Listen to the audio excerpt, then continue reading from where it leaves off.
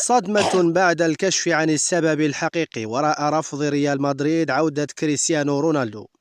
رأت جماهير نادي ريال مدريد هذه اللقطات والصور واستعادت معها الذكريات الجميلة، وروض حلم العودة الملايين، ولكن لسوء الحظ لم يعد كريستيانو رونالدو إلى ريال مدريد، ولم يقدم الفريق الملكي عرضا لإعادة ضم هدافه التاريخي. فما كان السبب يا ترى؟ صحيفة ماركا التي انفردت بمفاوضات رونالدو مع نادي النصر السعودي وخبر انتقاله إلى المملكة كانت وراء تفاصيل جديدة عن علاقات كريستيانو رونالدو بالرئيس فلورنتينو بيريز وسبب عدم انتقاله في مناسبتين إلى الميرينغي.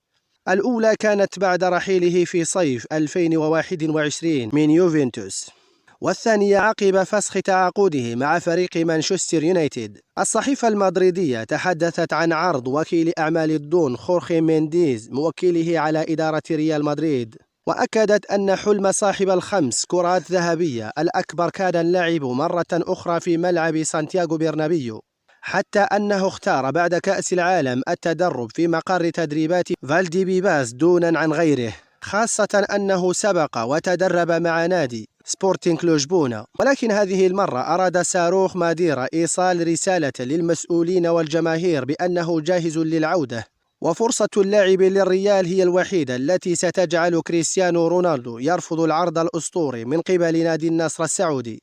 ولكن حلمه لم يتحقق، والرد كان صادما فطر قلبه، ولم يجد كريستيانو سوى كل تجاهل من الفريق الذي صال وجال بقميصه. في حقيقة الأمر إدارة ريال مدريد قررت منذ رحيل رونالدو في 2018 بأنه أصبح جزءا من الماضي ولا مكان له مرة أخرى داخل النادي، وحتى لو كان قدومه على سبيل التكريم لمسيرة أهم لاعب ارتدى قميص ريال مدريد، فلا وجود للمشاعر داخل مكاتب الإدارة المدريدية، وهي قواعد فرضها الرئيس فلورنتينو بيريز الذي غير فلسفته خلال السنوات الأخيرة وبات لا يجري وراء الأسماء الرنانة والنجوم المشاهير، وتحول إلى اصطياد المواهب الشابة في كل مكان. لذلك قدوم لاعب بعمر 38 لا يرضى بالجلوس بديلا سيكون على حساب وقت يمكن أن يحصل عليه لاعب شاب لتطوير خبراته وإمكانيته.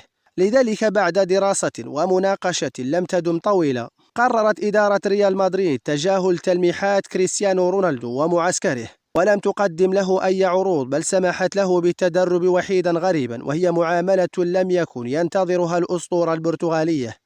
ولكن دوام الحال من المحال، وحتى كريستيانو رونالدو يمكن أن يرفض في يوم من الأيام.